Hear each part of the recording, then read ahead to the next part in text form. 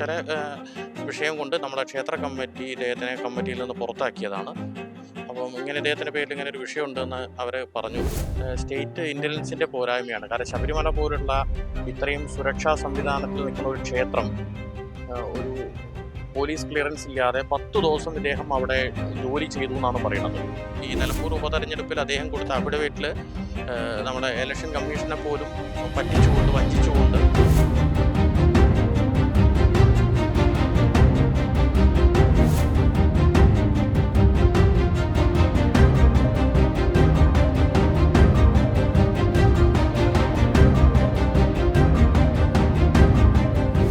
പുറത്ത് നമുക്ക് സുരക്ഷ കാണുന്ന ക്ഷേത്രങ്ങളിലൊക്കെ അതിൻ്റെ ഉള്ളിൽ എത്ര ഇതേപോലെ ക്രിമിനലുകളും അതേപോലെ തീവ്രവാദികളും ഉണ്ടാവുമെന്ന് നമുക്ക് എങ്ങനെ നമുക്കത് ഇല്ലയെന്ന് നമുക്ക് പറയാൻ സാധിക്കും. നമസ്കാരം. ഹൈന്ദവ വിശ്വാസികളെ സംബന്ധിച്ചിടത്തോളം ശബരിമല എന്നത് കേവലം ഒരു സ്ഥലം മാത്രമല്ല, അവരെല്ലാവരും തികച്ചും പരിഭാവനമായി കണക്കാക്കുന്ന ഒരു സ്ഥലം കൂടിയാണ്. 41 ദിവസം വ്രതമെടുക്കാത്ത ഒരു വിശ്വാസി ശബരിമലയിൽ കയറുന്നതിന് പോലും തയ്യാറാവുകയില്ല. അകവും പുറവും ഒരുപോലെ ശുദ്ധമാണെങ്കിൽ മാത്രമാണ് ഓരോരുത്തരും ശബരിമലയ്ക്കകത്ത് പ്രവേശിക്കാൻ പോലും ധൈര്യം കാണിക്കുകയുള്ളൂ. ഇങ്ങനെ ഇരിക്കെയാണ് നിരവധി ക്രിമിനൽ കേസുകളിൽ പ്രതിയായ ഒരു വ്യക്തി ശബരിമലയിൽ മാളികപ്പുറത്തെ മേൽശാന്തിയുടെ സഹായിയായി ഏറെനാൾ ജോലി ചെയ്തു എന്ന വിവരം നമുക്ക് ലഭ്യമാകുന്നു. ഇത്തരത്തിൽ നിരവധി ക്രിമിനൽ കേസുകളിൽ പ്രതിയായ ഒരു വ്യക്തി എങ്ങനെയാണ് പോലീസ് ക്ലിയറൻസ് സർട്ടിഫിക്കറ്റ് പോലും ഇല്ലാതെ ശബരിമലയിൽ മാളികപ്പുറത്ത് മേൽശാന്തിയുടെ സഹായിയായി ജോലി ചെയ്യുക? മാത്രവുമല്ല, ഇദ്ദേഹം ഇവിടെ ശിവസേനയുടെ കോഴിക്കോട് ജില്ലാ പ്രസിഡന്റ് കൂടിയാണ്. അതോടൊപ്പം മറ്റൊരു കാര്യം കൂടി നമ്മൾ കൂട്ടിച്ചേർത്ത് വായിക്കേണ്ടതുണ്ട്. ഇക്കഴിഞ്ഞ നിലമ്പൂർ ഉപതെരഞ്ഞെടുപ്പിൽ ശിവസേനയുടെ സ്ഥാനാർത്ഥി കൂടിയായിരുന്നു ഈ വ്യക്തി എന്ന് നാം തിരിച്ചറിയുമ്പോഴാണ് നമ്മുടെ സംവിധാനങ്ങളുടെ പോരായ്മ എത്രമാത്രം ഭീകരമാണെന്ന് നാം മനസ്സിലാക്കാൻ വേണ്ടി നമുക്ക് സാധിക്കുക. നിരവധി ക്രിമിനൽ കേസുകളിൽ പ്രതിയായ ഒരു വ്യക്തി ശബരിമലയിൽ നിരവധി നാൾ തൊഴിൽ ചെയ്തു എന്ന് നമുക്ക് മനസ്സിലാക്കാൻ വേണ്ടി സാധിക്കുന്നു. അതോടൊപ്പം തന്നെ അദ്ദേഹം ഇത്തരത്തിൽ ഒരു ഉപതെരഞ്ഞെടുപ്പിൽ സ്ഥാനാർത്ഥിയായി മത്സരിക്കുകയും ചെയ്തു എന്ന് നാം മനസ്സിലാക്കേണ്ടിയിരിക്കുന്നു. അപ്പോൾ ഇതിനൊക്കെ ഇവർ ഇത്തരത്തിൽ പരിശോധനകൾ നടത്തുന്നു എന്ന് പറയുന്നത് ആരുടെ കണ്ണിൽ പൊടിയിടുന്നതിന് വേണ്ടിയാണ് എന്നുള്ള ചോദ്യമാണ് നാം ചോദിക്കേണ്ടത്. ഇപ്പോൾ നമ്മളോടൊപ്പം കോഴിക്കോട് സ്വദേശിയായ പ്രജോഷ് എന്ന ഇപ്രകാരം നമ്മളെ ഈ വിവരം നമ്മളോട് പങ്കുവച്ച യുവാവ് നമ്മളോടൊപ്പം ഉണ്ട്. ചേട്ടാ, എന്താണ് ഇത് സംഭവിച്ചിരിക്കുന്നത്? ശബരിമലയിൽ ഈ കഴിഞ്ഞ മണ്ഡലം മകരവിളക്ക് സമയത്ത് ഇപ്പോൾ പുതിയ നറുക്ക് വീണതിൽ നമ്മുടെ മാളികപ്പുറത്തെ മേൽശാന്തി കോഴിക്കോട് സ്വദേശിയായിട്ടുള്ള വാസുദേവൻ നമ്പൂതിരിയാണ്. അദ്ദേഹത്തിൻ്റെ ബന്ധു എന്ന് പറയപ്പെടുന്ന ആളാണ് ഈ ഹരിനാരായണൻ. ഇപ്പോൾ ഈ കഴിഞ്ഞ ദിവസം ഞാൻ കോഴിക്കോട് 2-ാം ഗേറ്റിൻ്റെ അടുത്തുള്ള ഒരു ക്ഷേത്രത്തിൻ്റെ സെക്രട്ടറിയായിട്ട് പ്രവർത്തിച്ചു വരികയാണ്. അപ്പോൾ ഈ ക്ഷേത്ര കമ്മിറ്റിയിൽ ഇദ്ദേഹം കുറച്ചു കാലം നമ്മളെ കൂടെ സഹകരിച്ച് പ്രവർത്തിക്കാനും ബാക്കിയുള്ള കാര്യങ്ങൾക്കൊക്കെ നമ്മളെ കൂടെ ഈ ഹരിനാരായണൻ എന്ന് പറഞ്ഞ വ്യക്തി ഉണ്ടായിരുന്നു. അതിൻ്റെ അടിസ്ഥാനത്തിൽ ആയിരിക്കണം പത്തനംതിട്ട റാന്നി ശബരിമലയുടെ സ്പെഷ്യൽ ബ്രാഞ്ചിൻ്റെ ഒരു ഓഫീസർ എന്നെ വിളിച്ചിട്ട് ഇങ്ങനെ ഒരാളെക്കുറിച്ച് നിങ്ങൾക്ക് അറിയുമോ എന്നൊക്കെ ചോദിച്ചിട്ട് എന്നോട് അന്വേഷിക്കണത്. ഒരു റാന്നി സ്പെഷ്യൽ ബ്രാഞ്ച് ഉദ്യോഗസ്ഥനാണ്.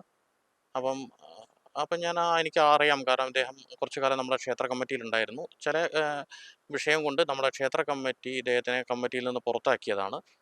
അപ്പം ഇങ്ങനെ ഇദ്ദേഹത്തിൻ്റെ പേരിൽ ഇങ്ങനെ ഒരു വിഷയമുണ്ടെന്ന് അവർ പറഞ്ഞു. പറഞ്ഞതിൻ്റെ അടിസ്ഥാനത്തിലാണ് പിന്നീട് ഇതിൻ്റെ വസ്തുത നമ്മൾ മനസ്സിലാക്കണത്. ഇദ്ദേഹം കോഴിക്കോട് ജില്ലയിൽ 7ഓളം സ്റ്റേഷനുകളിലായിട്ട് 9 ക്രിമിനൽ കേസ് നിലവിലുണ്ട്. അപ്പോൾ ഇദ്ദേഹത്തിന് പോലീസ് ക്ലിയറൻസ് സർട്ടിഫിക്കറ്റ് ഇല്ലാതെ, കാരണം ശബരിമലയിൽ ഡ്യൂട്ടി എടുക്കണമെങ്കിൽ നമ്മുടെ സ്റ്റേഷനിൽ നിന്ന് പോലീസ് ക്ലിയറൻസ് സർട്ടിഫിക്കറ്റ് കിട്ടുകയും ഈ പോലീസ് ക്ലിയറൻസ് സർട്ടിഫിക്കറ്റ് ദേവസ്വം ബോർഡിൽ കൊടുത്ത് അവിടുന്ന് നമുക്ക് ID കാർഡ് ഇഷ്യൂ ചെയ്ത് ഈ ID കാർഡ് നമ്മൾ മുഴുവൻ സമയം ധരിച്ചുകൊണ്ടായിരിക്കണം അവിടെ ഡ്യൂട്ടി എടുക്കേണ്ടത്. ശബരിമലയിലെ 2 മേൽശാന്തിമാർക്ക് മാത്രമേ ഈ ID കാർഡ് ഉപയോഗിക്കേണ്ട ആവശ്യമില്ലാത്തുള്ളൂ. കാരണം അവർക്ക് 2 ആളുകൾക്കും പോലീസ് ഉദ്യോഗസ്ഥ സുരക്ഷാ സംവിധാനം ഉള്ളതുകൊണ്ട് അവർ മാത്രം അത് ഉപയോഗിക്കില്ല. ബാക്കി എല്ലാവർക്കും നിർബന്ധമായിട്ടും ഉപയോഗിക്കണം.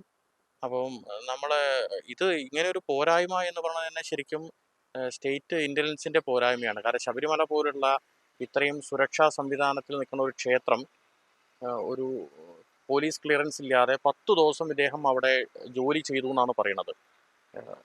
മാളികപ്പുറത്തെ മേൽശാന്തിയായിട്ടുള്ള വാസുദേവൻ നമ്പൂതിരിയുടെ സഹായിയായി ജോലി ചെയ്തു എന്നാണ് ഈ ഉദ്യോഗസ്ഥന്മാരിൽ നിന്ന് എനിക്ക് മനസ്സിലാക്കാൻ കഴിഞ്ഞത്.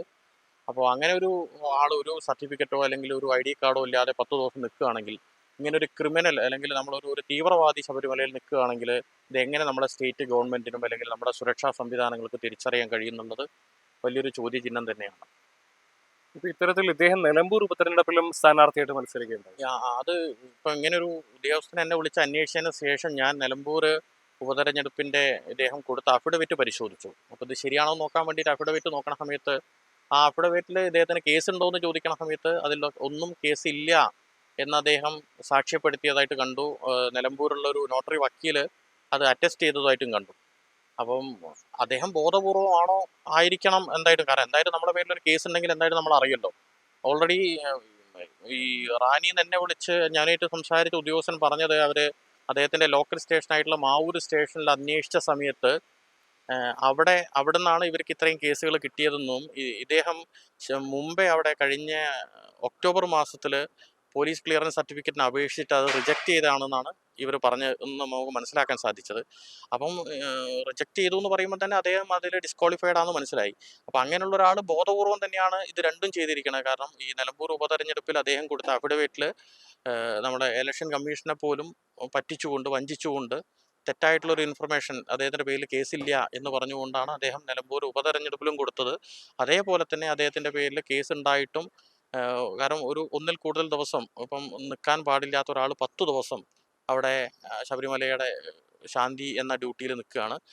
രണ്ടാമത്തത് നമ്മൾ ഈ നിലമ്പൂർ ഉപതെരഞ്ഞെടുപ്പിൽ ഇറങ്ങിയിട്ടുള്ള നമ്മളെ ദൃശ്യമാധ്യമങ്ങളിലും അതേപോലെ പോസ്റ്ററുകളിലെല്ലാം നമ്മൾ നോക്കുമ്പോൾ അതിൽ നിന്ന് കാണുന്നൊരു കാര്യം, ഇദ്ദേഹം ശബരിമല കീഴ്ശാന്തി എന്ന് പറഞ്ഞിട്ടാണ് കാണുന്നത്.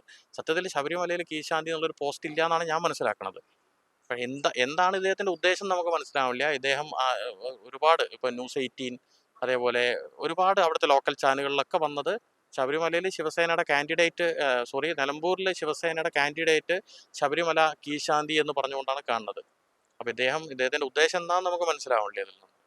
രണ്ടാമത്തത് നമ്മുടെ സ്റ്റേറ്റ് ഗവൺമെൻറ്റും അതേപോലെ ഇവിടുത്തെ ഇൻ്റലിജൻസ് വിഭാഗവും വളരെ ഉയർന്ന് ശ്രദ്ധിച്ച് പ്രവർത്തിക്കേണ്ട ആവശ്യമുണ്ട്. നമുക്കിത് വളരെ ഒരു നിസ്സാരമായിട്ടുള്ളൊരു വിഷയമാണ്. ഇതേപോലെ നമ്മളെ എത്ര സുരക്ഷ പുറത്ത് നമുക്ക് സുരക്ഷ കാണുന്ന ക്ഷേത്രങ്ങളിലൊക്കെ അതിൻ്റെ ഉള്ളിൽ എത്ര ഇതേപോലെ ക്രിമിനലുകളും അതേപോലെ തീവ്രവാദികളും ഉണ്ടാവുമെന്ന് നമുക്കത് ഇല്ല എന്ന് നമുക്ക് പറയാൻ സാധിക്കും. കാരണം ഇത് നമുക്ക് ഏറ്റവും വലിയൊരു തെളിവാണ്. ഇപ്പോൾ എന്തൊക്കെയായാലും ഇദ്ദേഹം പറയുന്ന ക്രമത്തിലാണെങ്കിൽ വലിയ ഗുരുതരമായ വീഴ്ചയാണ് ഉണ്ടായിരിക്കുന്നത്. കാരണം പോലീസിന്റെ ക്ലിയറൻസ് സർട്ടിഫിക്കറ്റ് പോലും ഇല്ലാതെ, കൃത്യമായ ഐഡന്റിറ്റി കാർഡ് ഇല്ലാതെ ഒരു വ്യക്തി എങ്ങനെയാണ് ശബരിമലയ്ക്കകത്ത്, അതും നിരവധിയായ ക്രിമിനൽ കേസുകളിൽ പ്രതിയായ ഒരു വ്യക്തി എങ്ങനെയാണ് ശബരിമലയ്ക്കകത്ത് ഇത്രയധികം ദിവസം തൊഴിലെടുക്കുക എന്നുള്ള ചോദ്യം അവിടെ ഉയരുന്നുണ്ട്. അങ്ങനെയാണെങ്കിൽ നാളെ ഒരു പക്ഷേ നമ്മൾ ഇത്രയധികം സുരക്ഷാ സംവിധാനങ്ങളുണ്ടെന്ന് കൊട്ടിഘോഷിക്കുന്ന നമ്മുടെ പല ക്ഷേത്രങ്ങൾക്കകത്തും വിവിധ തീവ്രവാദികൾക്ക് പോലും കയറിയിറങ്ങുന്ന യാതൊരു തരത്തിലുള്ള ബുദ്ധിമുട്ടുമില്ലാത്തൊരു സാഹചര്യത്തിലേക്ക് കാര്യങ്ങൾ മാറും. എന്ത് തന്നെയായാലും നമ്മുടെ ഇന്റലിജൻസ് സംവിധാനങ്ങളുടെ വലിയൊരു പോരായ്മയാണ് ഇത് ചൂണ്ടിക്കാണിക്കുന്നത്. അതോടൊപ്പം തന്നെയാണ് ഇത്തരത്തിൽ നിരവധി ക്രിമിനൽ കേസുകളിൽ പ്രതിയായിട്ടുള്ള ഒരു വ്യക്തി എങ്ങനെയാണ് ഒരു ഉപതെരഞ്ഞെടുപ്പിൽ മത്സരിക്കുക എന്ന ചോദ്യം കൂടി വരുന്നത്. കോഴിക്കോട് നിന്നും നിഖിൽ കക്കാടത്ത, മറുനാടൻ ടീവി.